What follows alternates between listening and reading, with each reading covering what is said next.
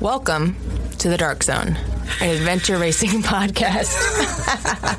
Like, I'm glad that they got that team kind of aspect into the movie somehow, because I think it's important. And one of the biggest things about adventure racing, at least to me as a layperson who doesn't do that, is the team aspect of it and how you guys can all complete a task together versus individually, you know? And so, and if one person on that team breaks down, you could be done. Okay, you people sit tight, hold the fort, and keep the home fires burning. And if we're not back by dawn, call the president. You're going the wrong way! What? You're going the wrong way! He says we're going the wrong way. Oh, he's drunk. How would he know where we're going? Yeah, how would he know? Thank you. Thanks a lot.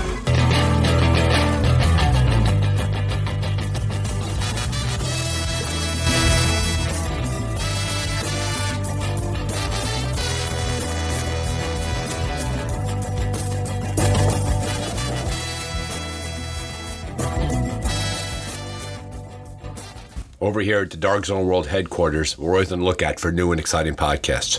We want to point you in the direction of Alternate Routes. Hosted by Trey Wingo and Kevin Fraser on the Wondery app, Alternate Routes breaks down what would have happened in society if certain things had happened. For example, what if the Bears had drafted Patrick Mahomes? What if Chris Webber didn't call timeout? Or what if Barry Bonds signed with the Yankees?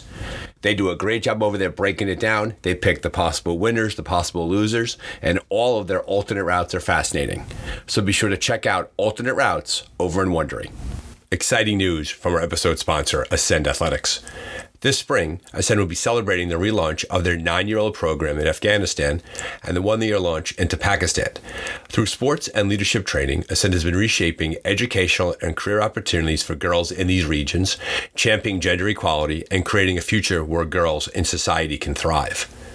Each girl Ascend supports becomes a door for many other girls, and this year they're aiming to reach even more. Ascend will be holding their second annual Hike for Her event in Virginia on June 1st, 2024. Visit the Hike for Her page at www.ascendathletics.org/attend events, that's one word, to learn how to register.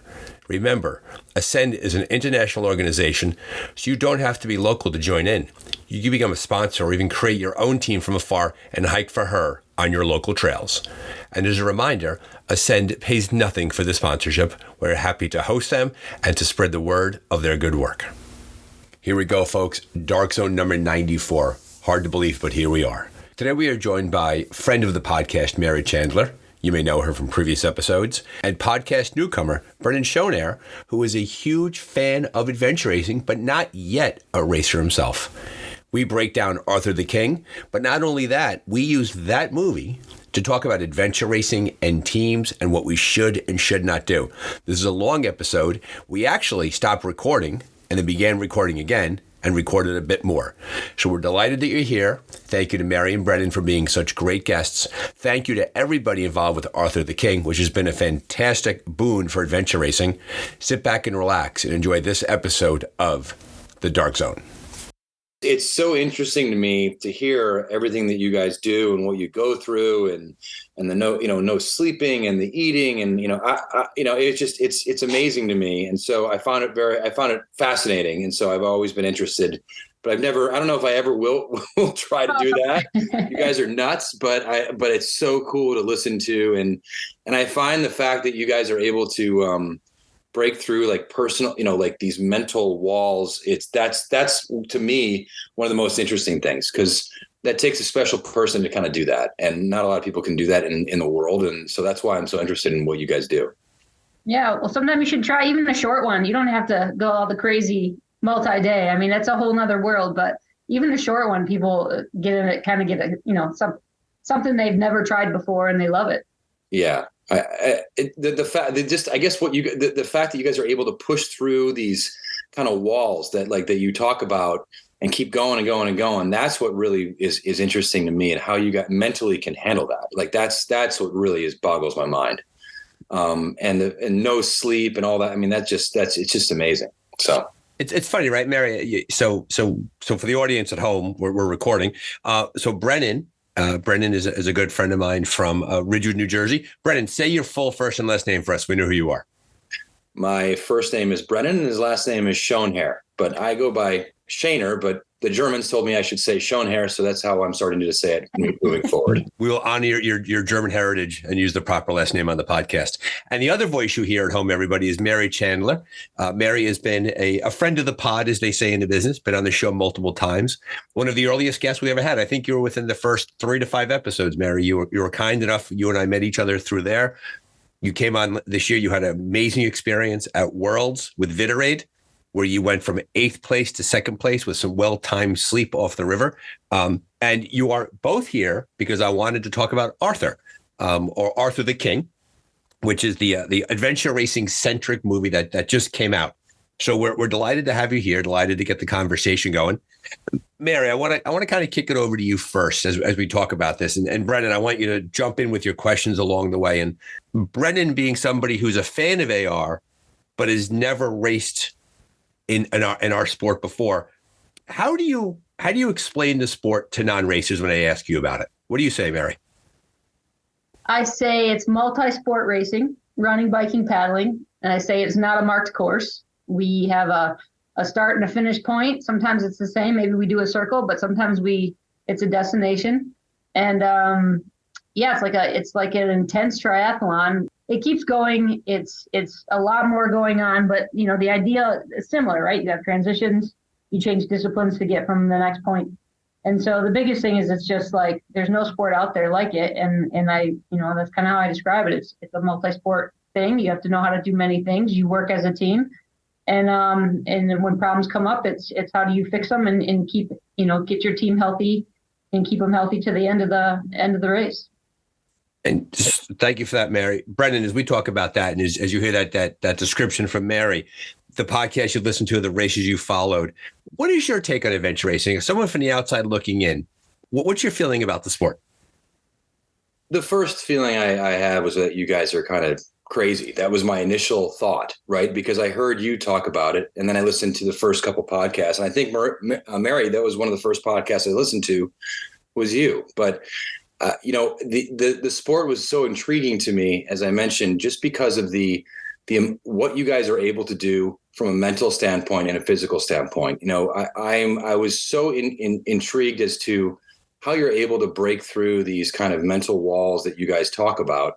And so I started to listen to your podcast and, talking about the sleep deprivation and how you plan out your food and how you plan out your hydration and the actual dark zones and the stages. I found it all very fascinating to me. And so as I listened to more and more of the podcasts, the more the people that you had on, even though everyone's different, it's a lot of the same themes, and so I found it to be just really cool. And although I don't know if I'm ever going to try it, I just think that listening to you guys talk about it is a lot of fun for me and super interesting. So I'm a huge fan. And, the fact that what you guys can do, what you can do is just amazing to me. So the reason why we're having you on the show now is as a non-racer, but a fan of the show and a fan of adventure racing, is that Arthur the King just came out. Right? And Arthur the King is the retelling, the Hollywood interpretation of a 2014 story in which Mikael Lindnord and his adventure racing team, while racing in Worlds, came across an abandoned dog in Ecuador. The dog, and there's no spoilers here now, the movie's been out for quite a while. The dog latched onto the team and stuck with the team for the entire time and ended up coming home and returning to his home in Europe and living the rest of his natural life with Michael's family. It's a wonderful story, adapted into a movie starring Mark Wahlberg called Arthur the King. What makes it interesting for you, Mary, is that you were actually at that race in 2014 and you kind of lived that experience.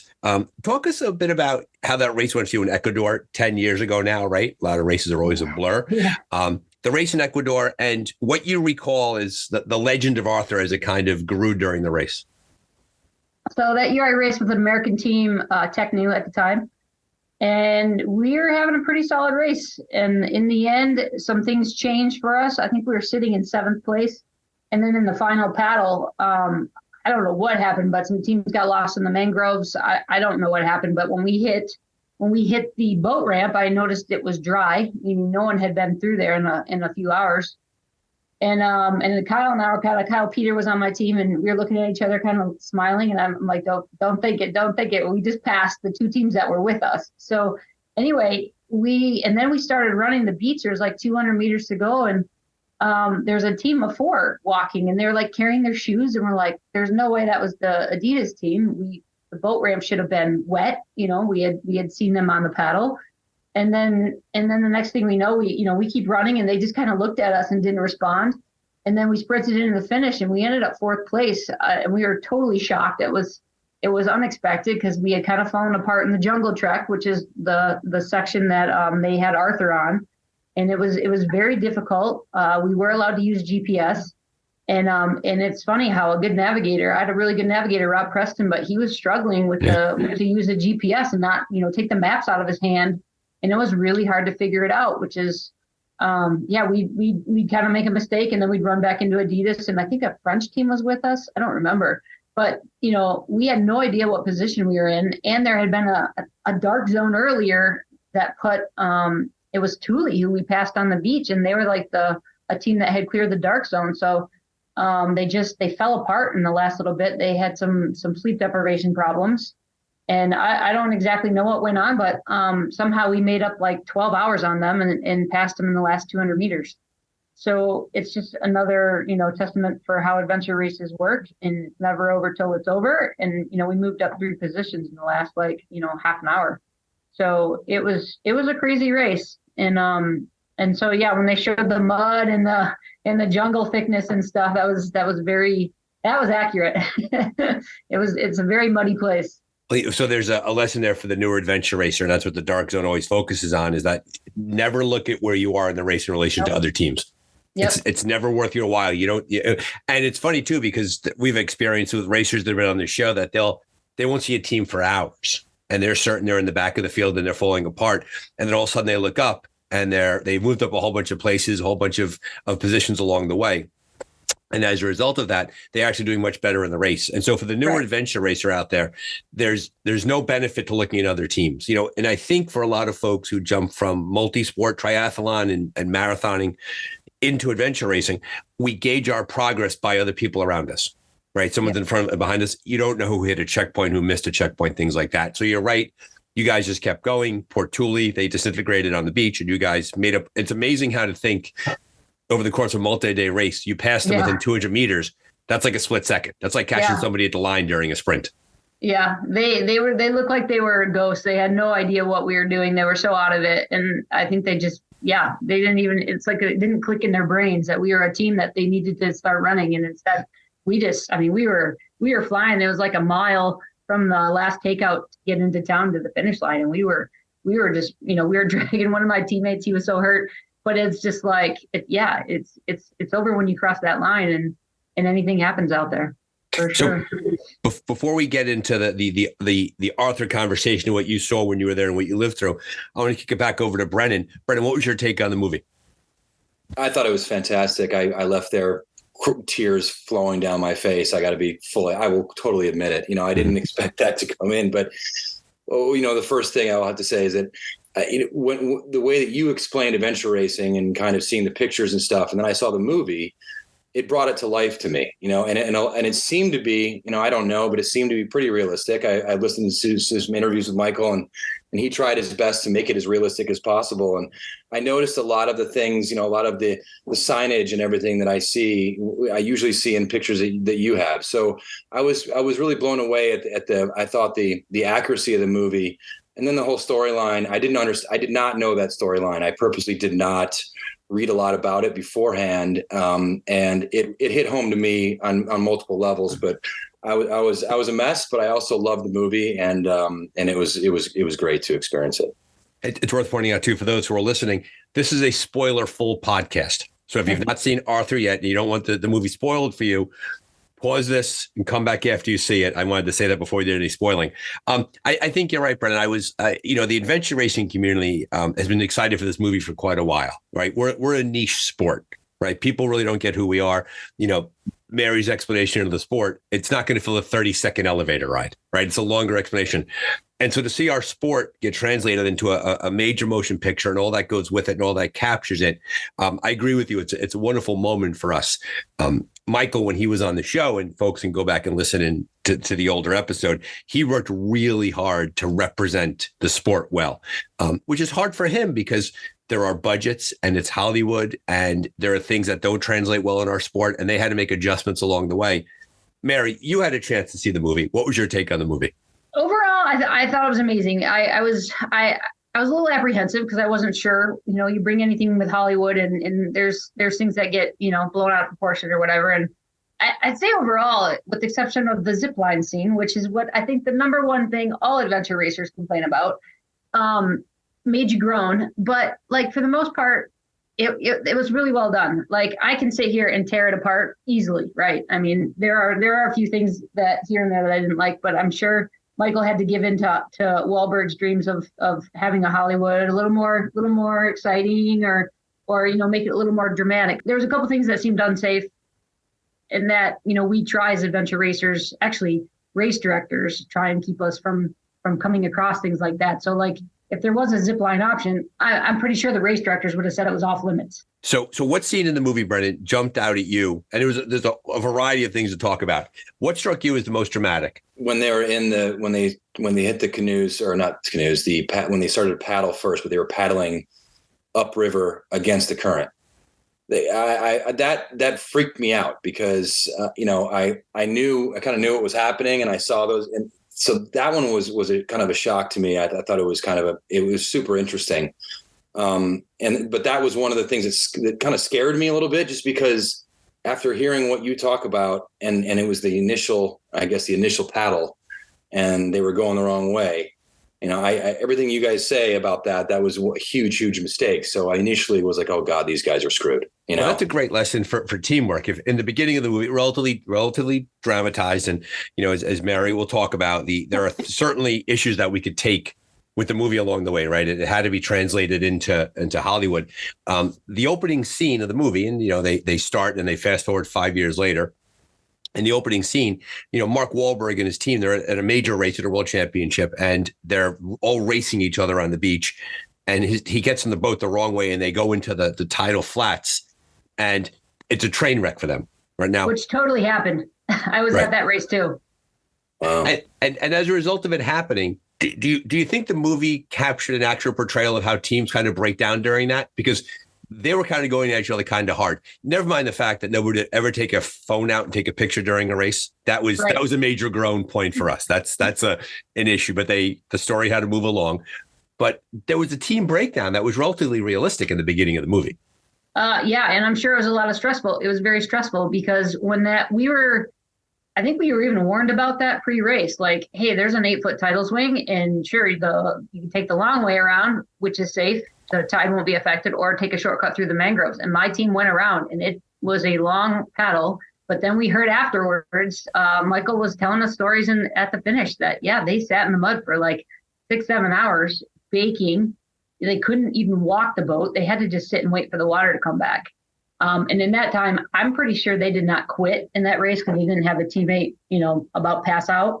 But they had to sit there and literally wait for the water to come up because pushing the boat was impossible.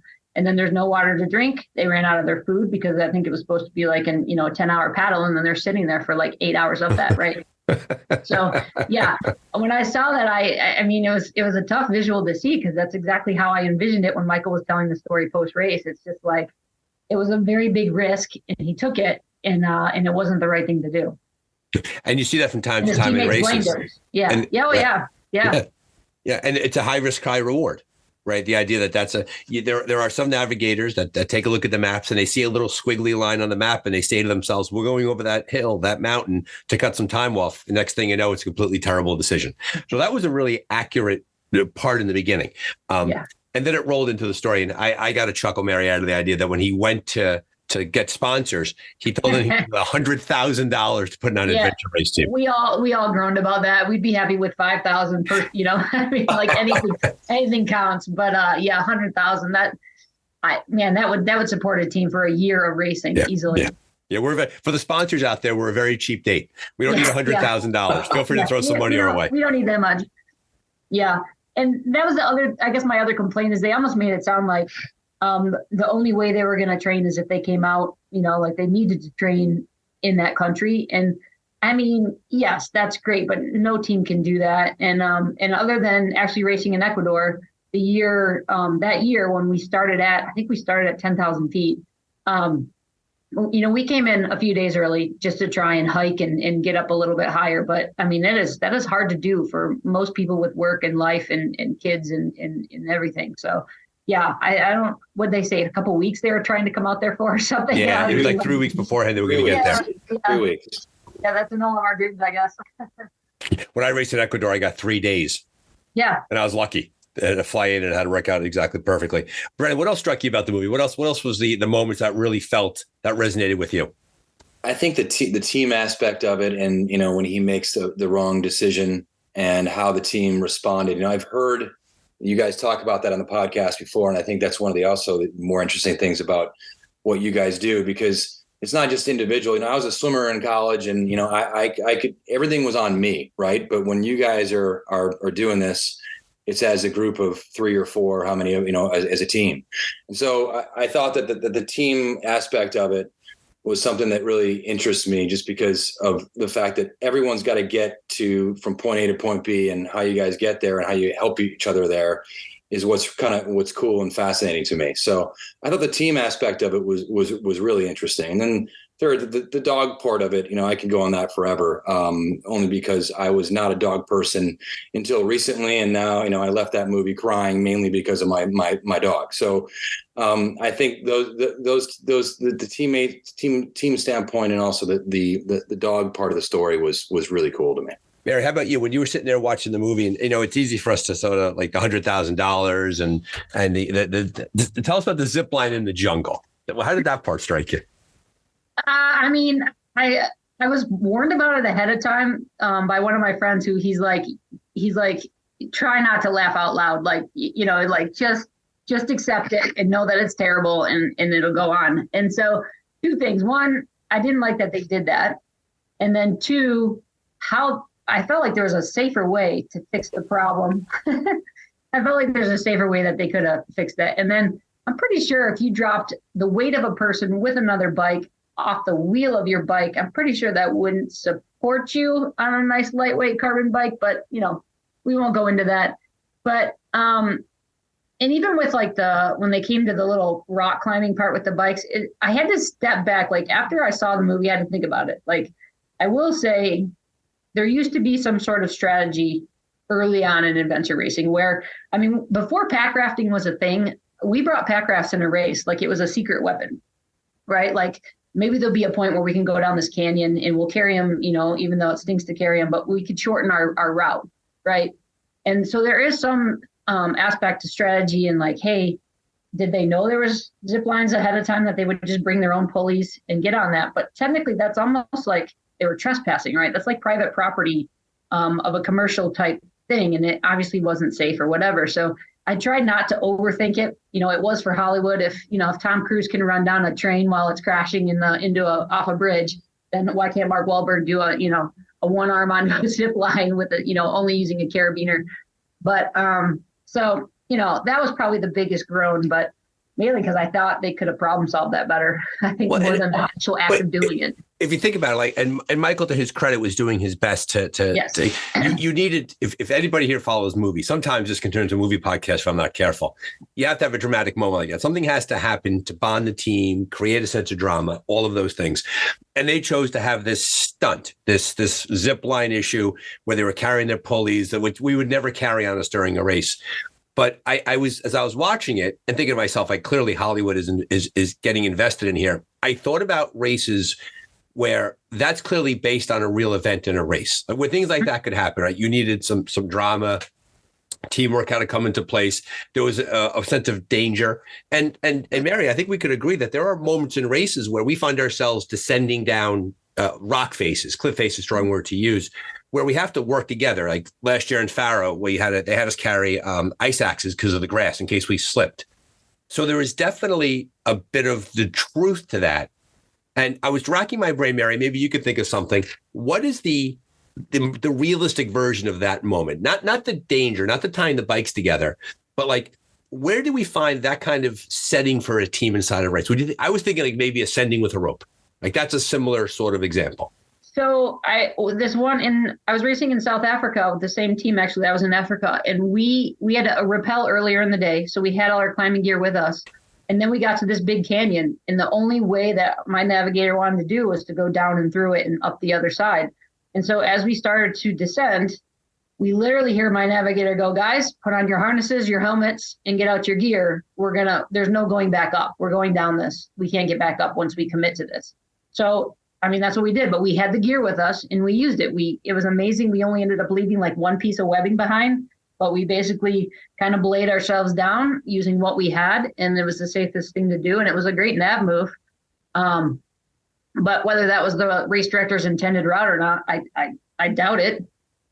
So that idea kind of comes to my mind, I guess. And there are races where we've had zip lines and have to take our bikes with us, but that's like the only means, and everybody has to do it. So that is a thing, but we're going to be on a safe, secure line, and and hopefully, if there was a problem, there would be safety there to help us out. Yeah, I mean, my first race ever was the longest day, the race that we did up in Hunter Mountain, and it was like there was like 5 zip lines that you took to the bottom, which probably, by the way, Dad, Brennan, and I got to the bottom, ran back up the mountain, forgot to punch at the bottom. That's a different story for a different day. And so zip lining plays a role in it, but stumbling across a zip line in the jungle is not really going to happen. I was also struck too by the movie, and they tried to capture this, that you never saw anybody really sleep. Right. It was a 5-day, and he was fresh as a daisy. God, Brennan, what do you think about that? That one jumped out at me just because I hear you guys talk. The sleep part is what scares me the most about what you guys do, only because I like sleep so much, and I hear about how you guys are able to only get 5 hours of sleep over the course of 5 days. So that one really jumped out at me because I like you, I didn't really see them that tired, and I didn't ever see them sleeping except for maybe 1 or 2 times. Yeah. And I know that that's way more important than just what they showed in the movie, I'm assuming. Yeah.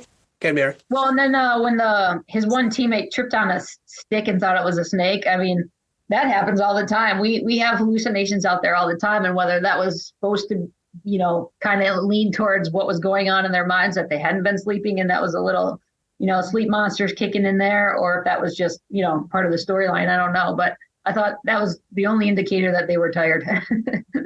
I don't know how the hallucinations work for you. I find for myself that it's auditory first. I begin to hear things first, then I begin to see things. Is that the same thing for you? It's different every time, but I will say now that I've raced so much, I'm kind of disappointed because my hallucinations are less, and I know I know right away that it's not real. And that's they used to be much better when I was right. They used to be much more fun. Now they're like boring. Yeah, I mean, when I see penguins wearing tuxedos in the woods, that's more interesting than seeing everything looks like a bridge or something. And every rock to me turns into a face. Yep. That's what I say. How many hours into the hallucination start? What do you? I'm like at 32, 33 hours I start seeing stuff. Yeah. If we don't get any sleep after two days, it starts. What's your longest time with no sleep? Oh, I think we went, I don't even know.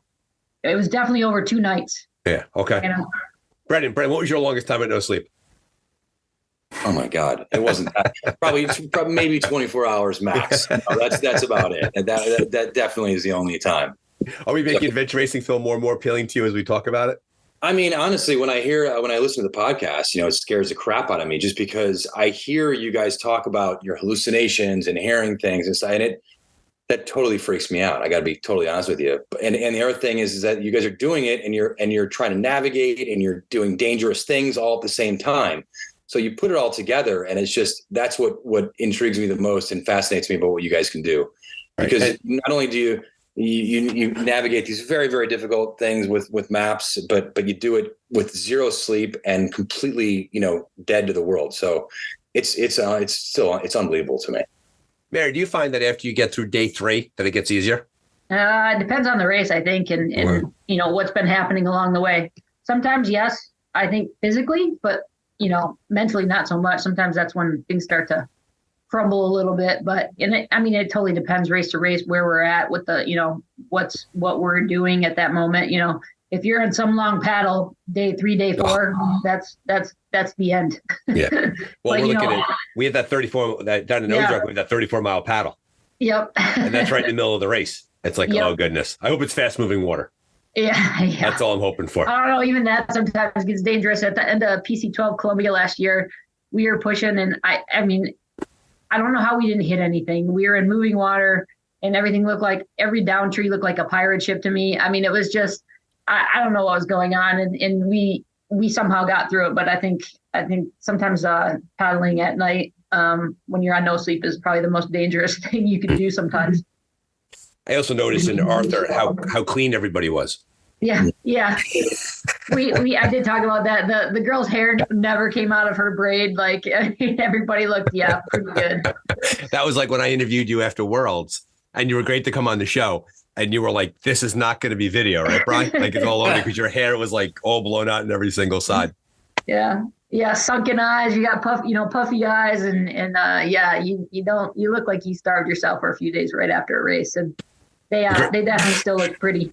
I remember you telling me on your episode the first time, I said, isn't the shower after the race great? And you're like, no, it's the second shower. That's the one that feels great. Yeah, feels great.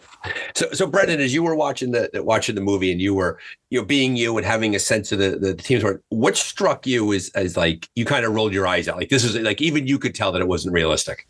The zip line thing. As I was watching, like let me give you an example. Like I'm a big airplane buff, so when I went and saw Top Gun 2, some of those things pissed me off that in the movie that they're not doable and they're not real and all that stuff, and it was all for Hollywood. So there was like the zip line thing you guys were telling me about, and then also kind of like that cliff, those kind of things I'm assuming probably don't happen given what you guys said, but there's obviously there's this Hollywood portion to it. But that's what I kind of thought was ridiculous. And I was thinking to myself, God, all these adventure racers are going to be watching this movie like I did Top Gun, and they're going to be mad about something, or they're going to be annoyed about something else. And I was right, and I thought so. But again, they have to make it interesting for the people who may not understand adventure racing. Like, I kind of understand a little bit of it, but not what you guys do, Right. So I'm assuming they had to make it like that for the general public in general. Yeah. I thought they did a great job, Mary, that it felt real in terms of the way it looked with the RWS branding, the Mike Closer's backpacks, even the transition areas. I think that was clearly Michael's influence came across. It wasn't as expansive as a regular TA. Like every team had one bin where there would have been 4 bins at a spot, and TAs are usually a bit of a mess with stuff everywhere. But to their credit, you felt like you were looking at a TA during an adventure race. Yeah, for sure. Except for like the very first TA when they come in and Wahlberg just sits down and starts throwing meatballs, and his team is like transitioning. If I were his teammates, I would have been like, dude, come on. That's a fair point to make, is that you're not sit down. You're not going to sit down inside it. Yeah, eat meatballs when you're moving. Yeah, that would make me a little bit mad. I'm like, what is he doing?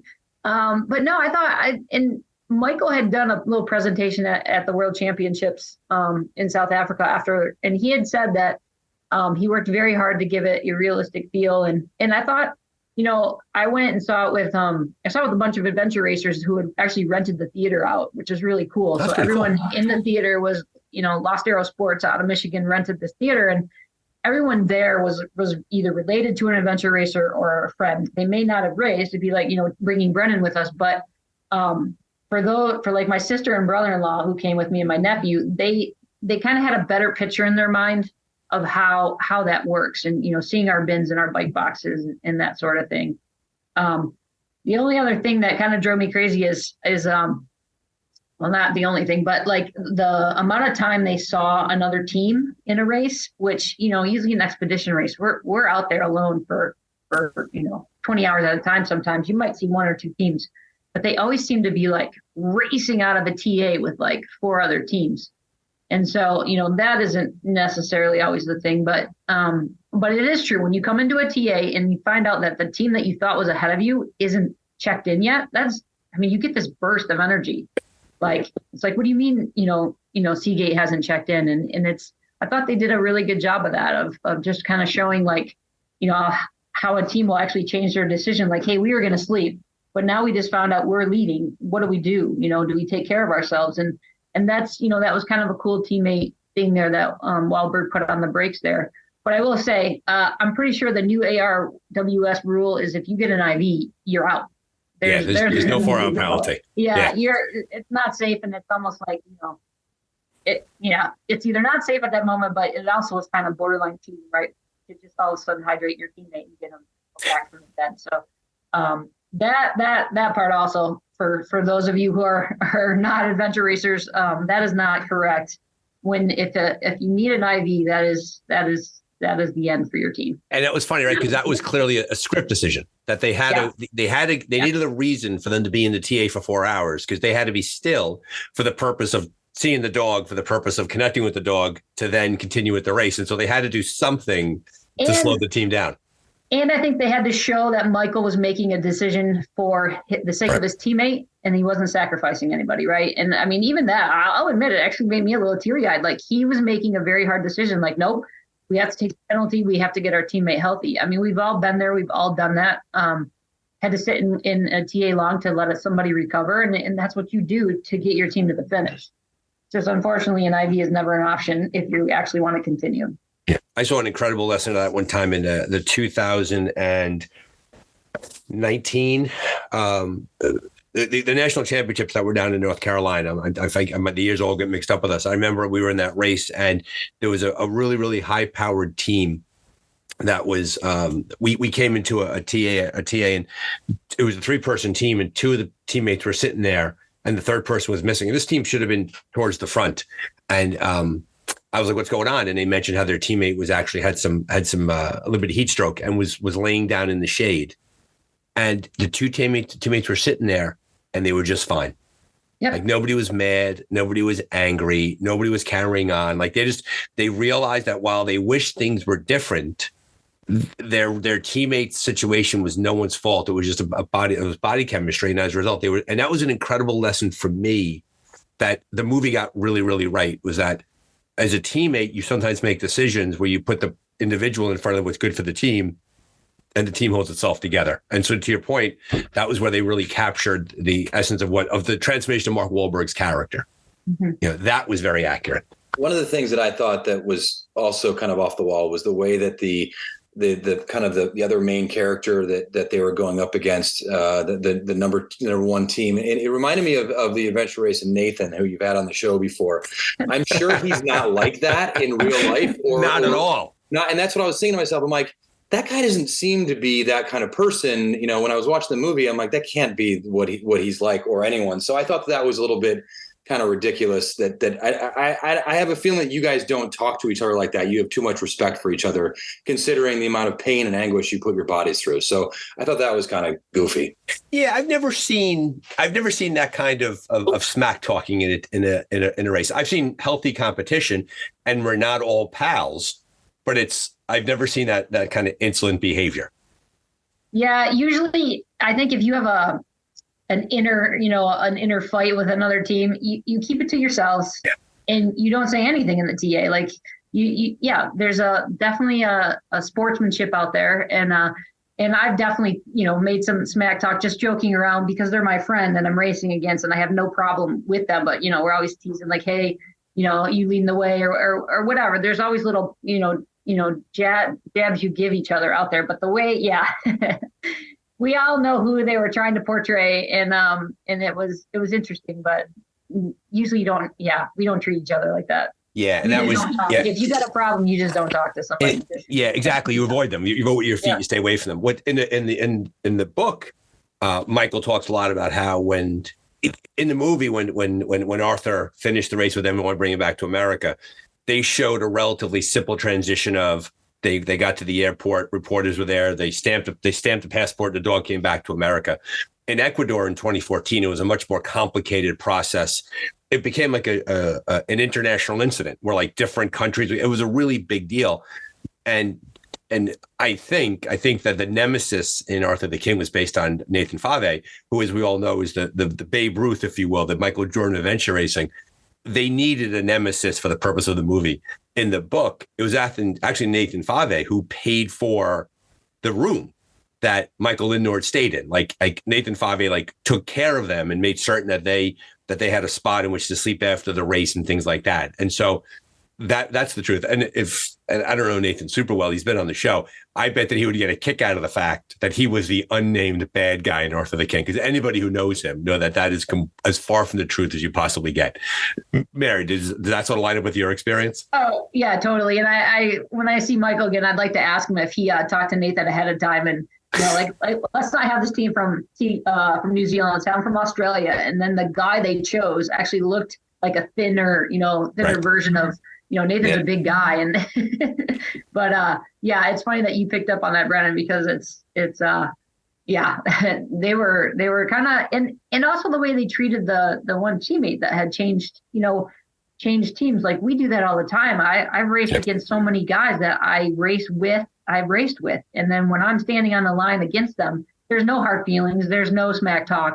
There's, if anything, it's just more fun to see each other.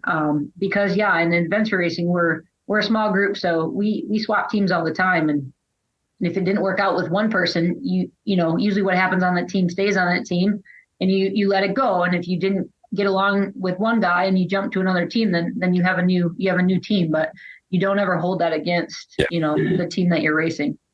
I think another part of the dynamic too that takes place is because of the expanse of a 5-day race, or even 12, 20, is that in reality, while we're racing each other, we're really racing the course, right? The trek and the paddle and the bike. Like it's far more about the team's experience with the environment than the team's experience with the team next to you. Like it's not a foot race. It's a different type of team sport. And I also think too, I think that we all recognize the shared challenge of what we're doing. And so there's the grudging respect for each other that and the third part there too, Mary, you touched on, is that it's not a huge community. And as a result, the person you're racing against today may be your teammate tomorrow. Exactly. Yeah. Yeah. I get a kick out of the ads for the movie where they start off by saying the dog does not die. Anyone else pick up on that? Yeah, I did. I don't know. I actually asked somebody who I knew already saw it to make sure, because I knew in real life, Arthur's no longer with us, but I'm like, right. How into the future does the story take it? Is it just the, right around the whole moment when they meet him, or is it like 10 years, 8 years after the race? And I'm just like, I cannot handle that. Exactly. I needed to know ahead of time, Don't kill the dog. Whatever you do. Well, even I knew the end of the story and the scene in which he's chasing him in the water, and they had Arthur kind of descending into the dark, and I'm like, don't kill me, because they almost killed the dog like 3 times. Yeah, like there was the drowning scene, there was the scene inside there was the scene out in the wild, there was the drowning scene, and there was the scene in the vet's office where the vet says, "I'll give you a moment to say goodbye," and I was like, "Oh no, don't do it!" And then when he picked the dog up and took him home, it was fine. I was in the middle of the movie and I actually grabbed my phone. I'm like, I got to find out if this dog died or not, because I almost had to walk out because I was so distraught when he was in the vet's office. So I found out that he didn't die. I'm like, okay, I can keep watching. Yeah, exactly. I'm out of here. They killed the dog. I'm out. I'm going. One of the other things that I kind of found kind of goofy, and you guys correct me if I'm wrong, but when you go to get a team together, I'm assuming you don't go and find them rock climbing or doing something else like that. Like you probably know each other very well, and you probably call each other on the phone, or versus showing up at where they live and convincing them to race with you. So I thought that was kind of goofy. It's mostly text message, right, Mary? That's how you get invited. Yeah. Hey, you want to race? Yeah, sure. What do you got? Yeah. And he's spending his money that he didn't have yet. Is that part of his 100K he wanted, was to go around and recruit a team? I mean, geez. I get a kick out of when I've been invited to races, I'll get a text message and it'll just have the name of the race and a question mark. That's all it takes. That's a good one. And I'm like, yes, look at the calendar. Okay. No, I think it is. And I think to that credit, and I think it's easy to talk about the movie. They get a lot of stuff right. Right. They got right. Like I said, they got right the branding. They got right. I found the maps to be semi-realistic. I see Mary's kind of shaking her head. Mary, what do you think? No, I'm pretty sure if you had a decent map, you would know there was a cliff. That's true. You're not going to walk off a map. And when he's like showing that, I don't know, they had gone 200 miles from one TA to whatever, he just flipped the map once. Like, I'm sorry, we would have like 12 maps to get us from, through 200 miles. How many maps we get? We got like 40 maps down in Ozark, right? There's like 38 or 40 maps coming. Exactly. I mean, at World Champs this year, I remember asking Ertzi, my teammate, I'm like, hey, what do we got to the next CP? And he's like, 5 maps. And I'm like, all right, good to know. I won't ask until I see you flip a few more maps. I mean, Exactly. It's obviously based on map scale and everything, but that looked like a road map to me, and I was just cracking up. I'm like, you would have a general idea about a cliff band. Those don't change. I will say, I remember one time when we were in Tasmania, we were racing on this beautiful road, and all of a sudden it just ended into, no lie, like a 30-foot wall of sand. And I couldn't wrap my brain around how my teammate my navigator didn't understand, didn't know this was here. And so we climbed up, and what had happened is it's a 100-year-old map, and the ocean, the sand along the shore had just blown inland and just created this giant wall. So we had like 100 meters. We went up across it and then down, and then there was our trail again. It was amazing. Like, those things happen because, over time, roads disappear, trees grow, sand, but I'm pretty sure cliff bands don't usually change, and that should have been on the map. I'm not the navigator, so what do I know? But that was I was like, what? Yeah, I guess. Once again, Arthur had to save their lives. Yep, right. Totally. If not for Arthur, we go. I had a situation when I was down in Ecuador, ironically enough, racing in 2021. We were at a TA, and I made the mistake of feeding a dog, right? And if you feed one dog, guess what happens? There's 10 of them, right? Yep. And I was like, guys, you got to. And then we pitched our tent in their spot. They were barking all night long. It was messy. But definitely that if the feeding of the dog in the TAs is a bad idea. So it worked out good for Arthur, right? He got to go home with them. Arthur, what was Mary, you were at that race. What was what's your recollection of how that sort of unfolded post-race? Because in the book, they talk a lot about the sort of the media, the storm that took over after the race. What do you remember about that? It's funny. So post-race, we happened to have a local that we knew. And so post-race, he picked us up at the finish line. I don't even really remember the drive. He drove us a couple hours to some little beach resort. And we weren't even at the finish line for a while the rest of the racers came in. In fact, at one point we went out fishing and went on a little fishing tour. And we actually went out on the race course during that paddle and saw a couple of teams that were paddling, which was super fun. They probably were a little annoyed that we were all, Yeah, Brennan, how do you like that? Just for the record, I like how Mary slides in the fact that she finishes the race. She goes to a beach resort. She goes fishing. 2 hours drive to the beach resort, and then you go out. But what I fascinating was more, why weren't you sleeping, Mary? Like, why weren't you guys sleeping? We were doing that too. Right. Sleeping and eating. We basically, it was kind of funny. I almost felt like I was kidnapped. I'm like, what is happening? And our guy remote, I can't remember his name now. Anyway, he's like, oh, I'm taking you to a really great resort. And we're like, okay, cool. And it was a lot of fun, but it's like, so my team stayed away from the finish line, and then we showed up at the award ceremony. And but I didn't really, I knew it had happened and I knew it was a big deal, but I didn't really get a real grasp for what was going on. It wasn't until I got home when more people asked me if I saw Arthur than cared that we got 4th at the World Championship, and I was a little annoyed at that. I'm sure. About the dog, that happens all the time. But so my team was kind of, we kind of disappeared from the finish line, and it, so we had no idea that was going on. So I don't have that sense at all. Gotcha. So you weren't there. You weren't there at the airport cheering on Arthur when it was time to get him on the plane. You weren't one of those. No. And I happen to know the woman on the team. She's a good friend of mine. So, I remember talking to her about it afterwards and hearing some stories. But, I didn't until I saw pictures that, Michael had shown or whatever of the press and how much was involved, and just hearing things. Then I kind of could get an understanding of what a big deal this turned into and what he did. And you can't go wrong with a good heartfelt dog story. Yeah, right? And it finally came along. So if you think about it, Mary, of all the people we saw on the movie itself, which of those characters would you want to race with? Who's your guy? Who's your girl? Who are you going with? I thought the girl was great, and I thought the guy with the knee problems, other than he kind of hid that from the team, I thought he had a pretty good attitude. The Instagram guy, whatever, he was a bit much, but Simu Liu, he would make it 3 seconds on a race. Yeah, no.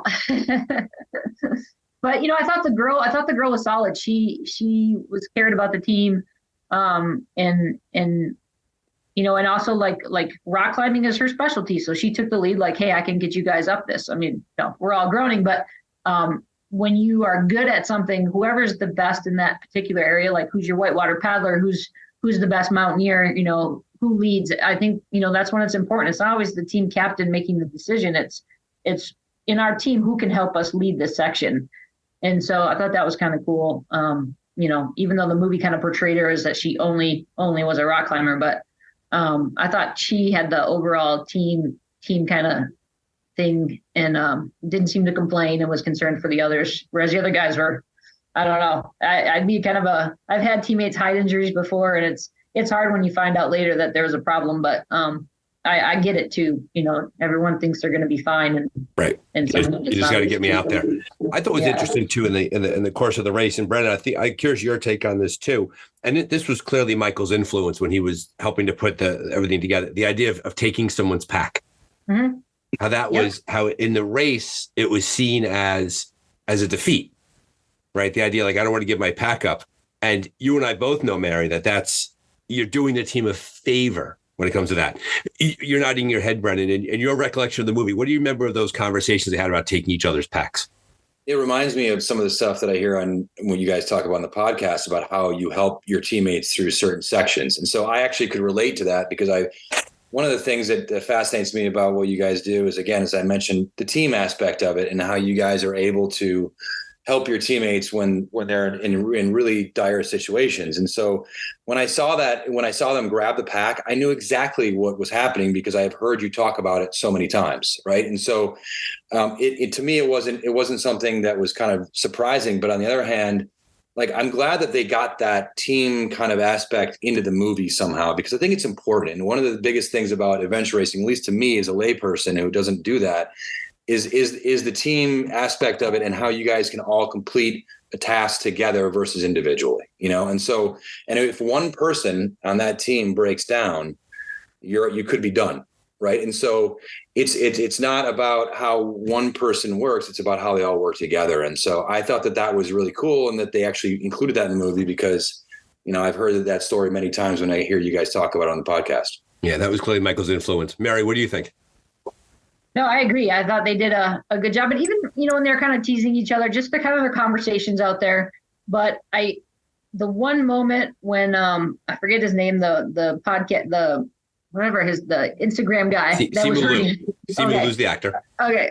When he was hurting and then Wahlberg walks away and he goes, all right, well, catch up when you can. And I was like, no, you don't just leave a guy behind and catch up when you can. You wait till he's recovered and you put him in the front. Like you're whoever's hurting does not catch up. Right. But otherwise, yes, they took his pack and they did what they could to help him and, for the guy with the knee problem. But no, overall, I thought it was pretty good, except for when they left their dehydrated guy behind. But that was great. They abandoned him with the one teammate. Other than that, they nailed it. Other than that, like I said, I could rip apart all these little things, but like the Ziploc bags on the table pre-race, and every time they're in the TAs grabbing a Ziploc bag of food. I mean, that's what we do, right? We live off a Ziploc bag should be our sponsor, right? Yeah. Like the amount of how that helps us organize.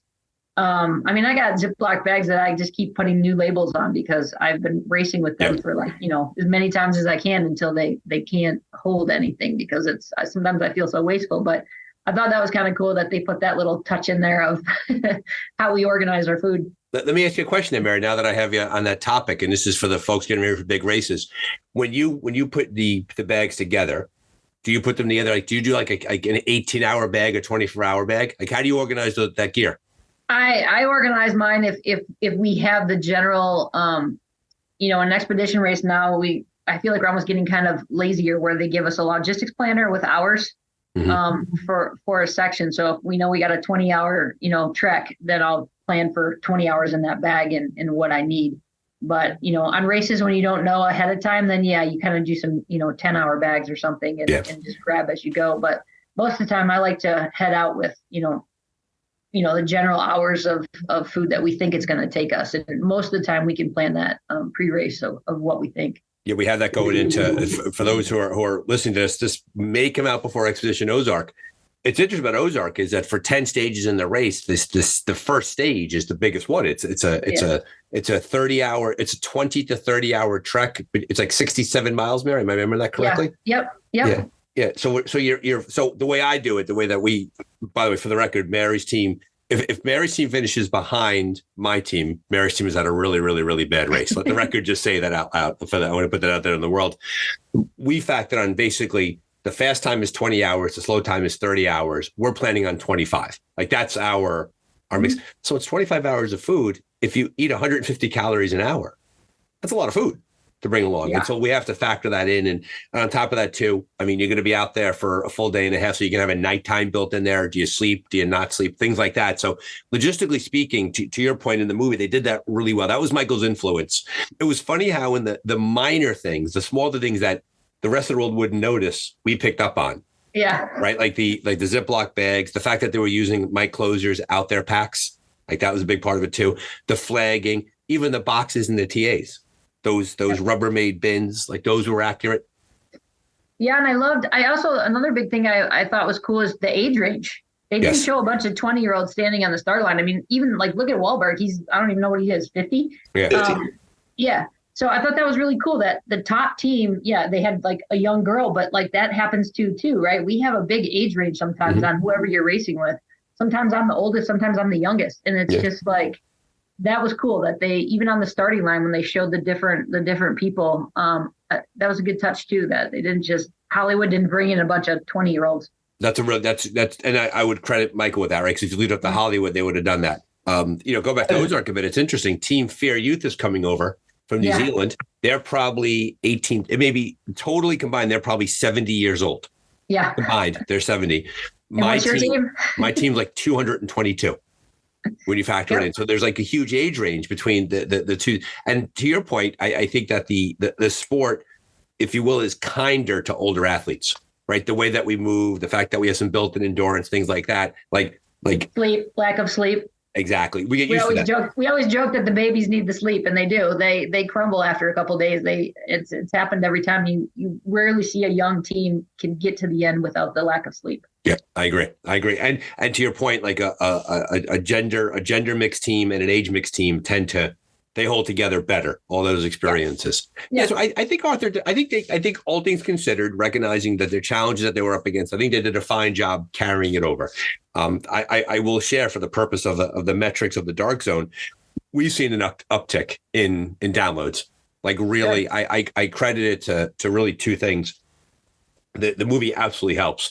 But if you go back a few episodes, the episode with the Mountain Designs Wild Women, who were the first all-female team to win an expedition race. They won the Legend down in Australia.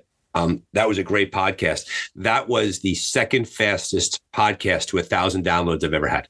The first being Nathan's. Yeah, so there's something about that episode and Kim Beckinsale and her whole team coming together that clearly, and then the one after it with Ralph Adamets has taken off too. So clearly there's an Arthur bump, I'm calling it, what goes on here. I think we're coming a bit late to the party with this episode, but I wanted to get past, besides scheduling challenges, I wanted to get past the movie being seen by people. I think that from a person who doesn't do adventure racing, when I'm sitting in the movie, I was by myself. I wanted to see it by myself. I wanted no one around me, but I felt like I was kind of with you guys, like what you guys do, right? Mm-hmm. And hearing what you talk about and hearing about the ups and downs. I mean, I know that some of it was a little ridiculous, but I really felt like I was there with you guys. And I did feel like, wow, this is the closest I'm probably ever going to get to experiencing adventure racing without watching it on the Eco Challenge or something like that. So I think that was really beneficial for someone like me to who's interested in it to see what you guys do, at least on the big screen, right? Because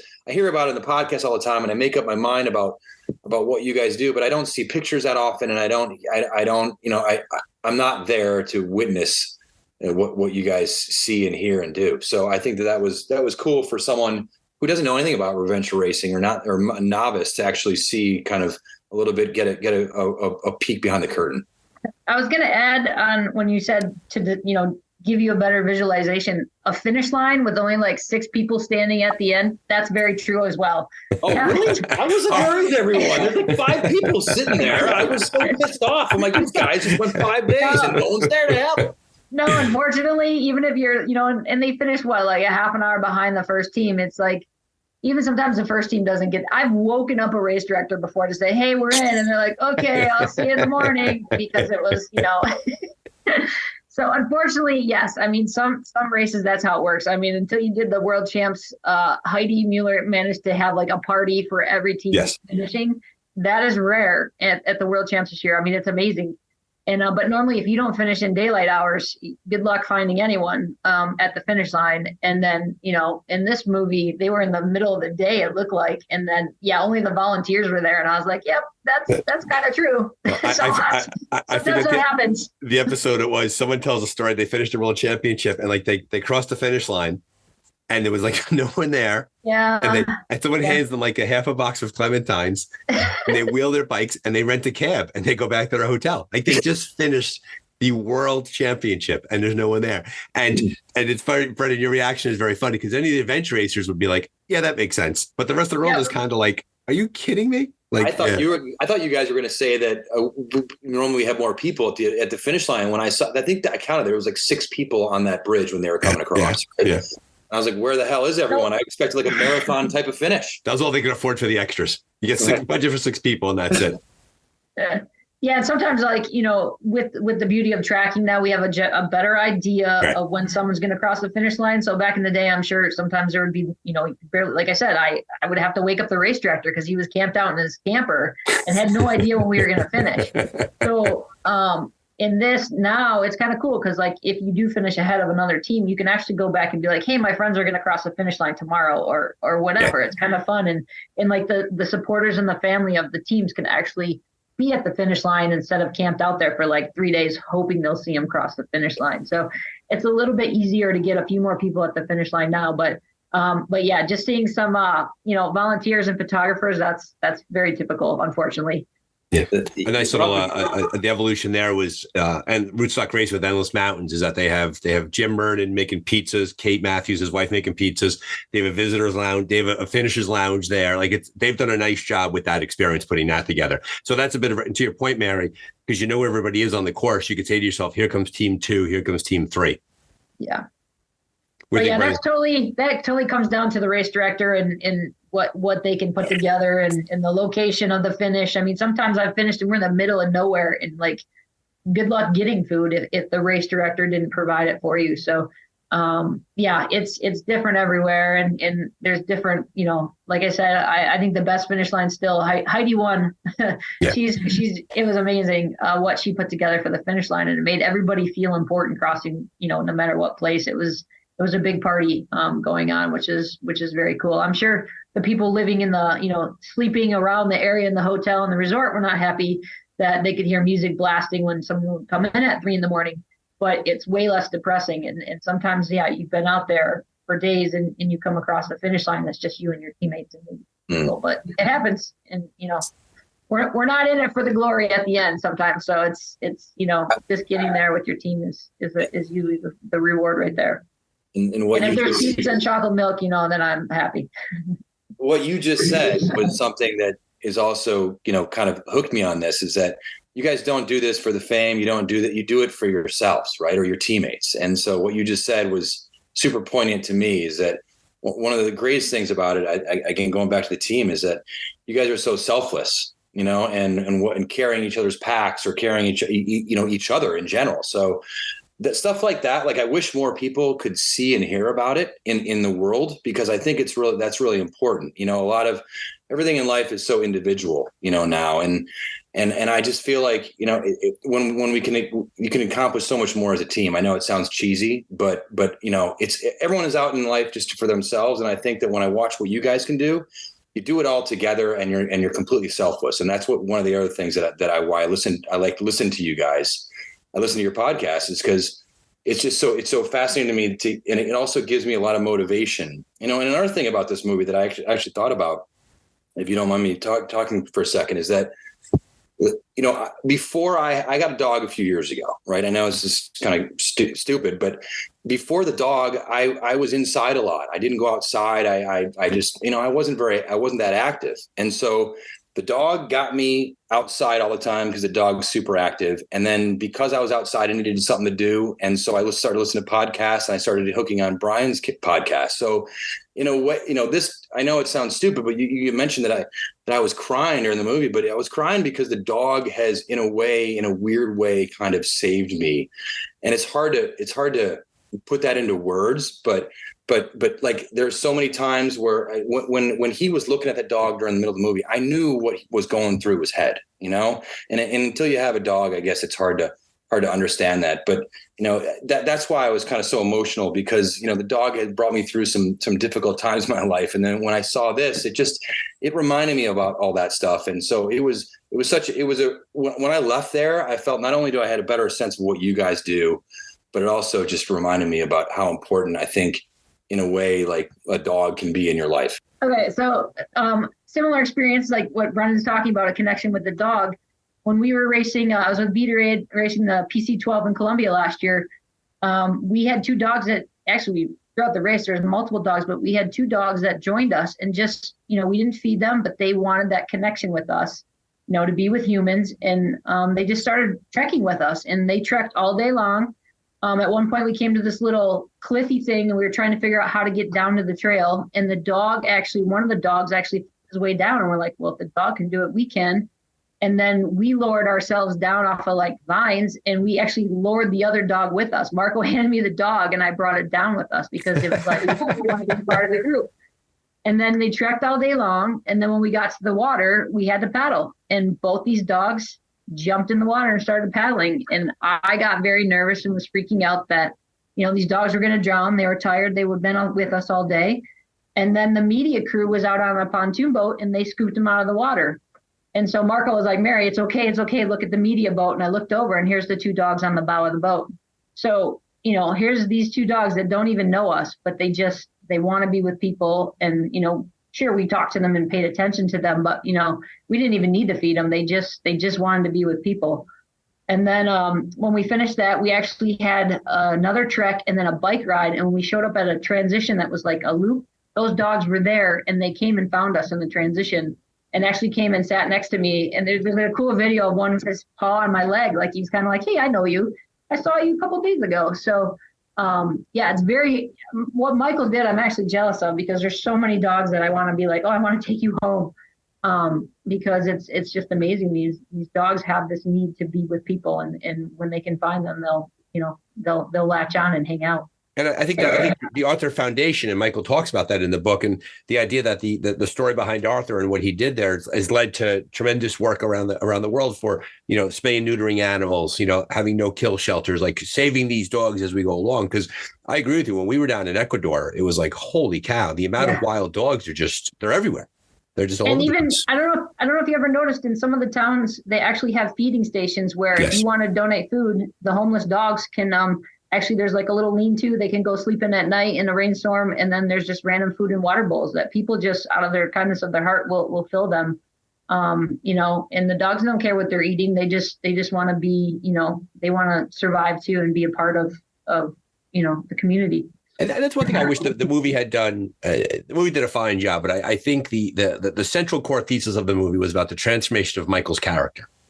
Right, he was somebody who was self-centered, and he wanted to win. And the opening scene where, like, in the mud flats, it was a bad decision, and he builds this team, and then he it's his last chance to be a champion, and then he sacrifices that for the purpose of when Arthur kind of grabs onto his part there. They gave the scene is a very, very poignant scene in the book, where they talk about the sharing of the meatballs and how, and they showed it in the movie where they put the on the palm fronds, and they fed the dog that way. They would have served the narrative better if they had spent more time talking about that scene, because it was in the book. It was really very touching how that was the point where they realized that, like, they were going to sacrifice their standing for the purpose of taking care of the animal, taking care of the dog. Yeah, and they kind of and unfortunately, editing, I don't know what it was, but like when that scene came and went in the movie, I was kind of like, oh, I wish you give that a bit more attention. Like I'll give you the zip line, give me more time with the dog.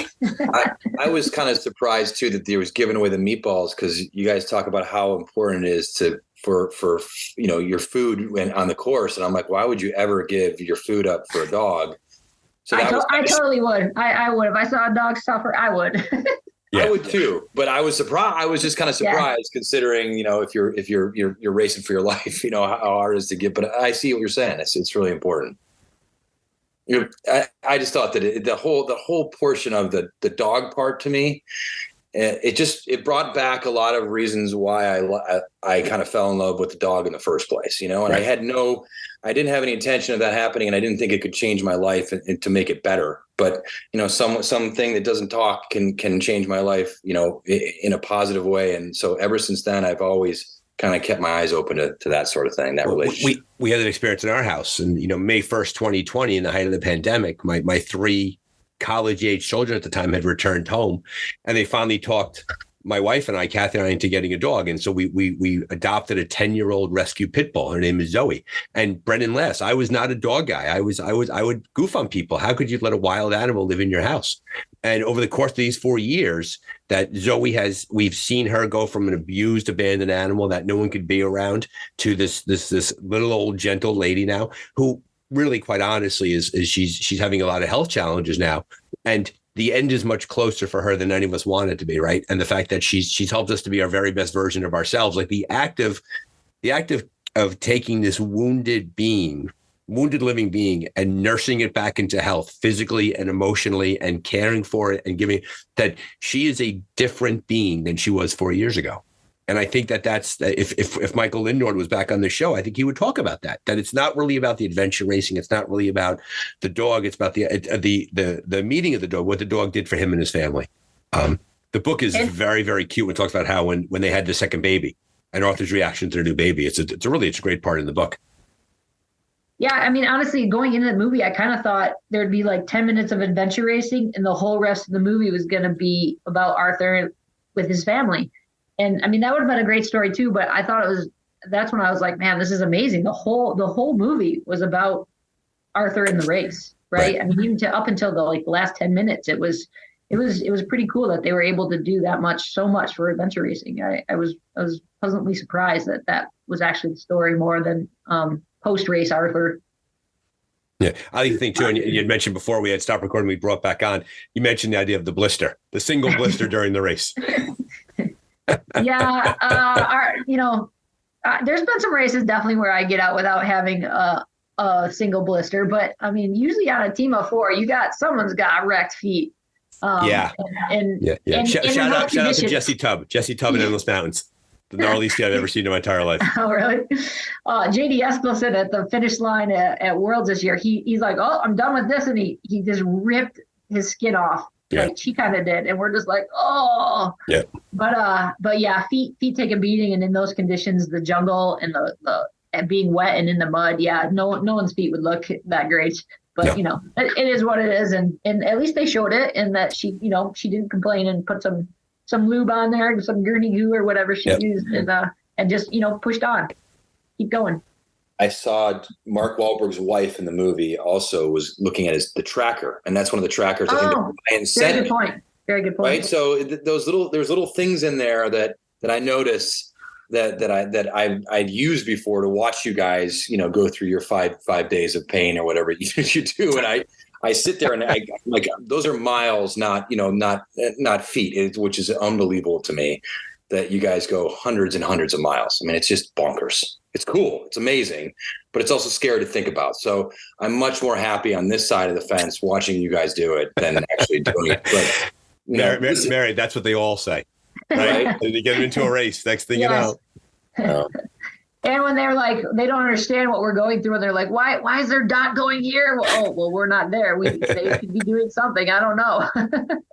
But yeah, that was a good point that they showed, what people at home can do and that's that's all part of how adventure racing has improved, I guess, from a spectator standpoint, is there is some ability to watch us for, you guys to hang out at home and be like, see what we're doing, or, like you go to bed and then you get up in the next morning and see how far our dot actually moved, did we progress in the night or did we crumble? So yeah, that was cool too. That was a good point. I think it's important to get adventure racing out into the public a little bit more, because honestly, after listening to what you guys, all the podcasts and talking to Brian, I mean, it's got to be one of the hardest sports physically and mentally that there is to do, bar none. Right. And so, and you guys do it for, not for fame. I'm assuming you do it for yourselves. And so that's why it's also so intriguing to me, because, and I think it's really important for people to know about it, because it's an amazing thing that what you guys are able to accomplish, and not a lot of people in the world can do it. So I wish more people know about it, and I wish more people understood and appreciated what you guys are able to accomplish. So kudos to all you guys. Well, there you have it, folks. Dark Zone number 94. Thank you to Mary and Brennan for being such great guests, for Arthur for being such a great movie, and for everybody involved in the show. We were really happy that you came and you joined us. Hopefully you learned something about adventure racing through the context of Arthur the King. I want to give credit to Brennan, who made a leap, came on the show, did a great job, and really brought a sense of wide-eyed enthusiasm and openness to our sport. Very grateful for his taking part with us. If you like what you hear today, I encourage you to head over to your streaming platform of choice and rate, click, and subscribe, whatever you do, to tell the world that you like the podcast. The algorithm enjoys that. The more people who do that, the more podcast feeds this ends up on, and the audience grows. And the audience does continue to grow over time, and that's because of you and your word of mouth and being loyal Dark Zone listeners. So thanks for being here. Keep racing. If you keep racing, we'll keep talking. All the best and be safe.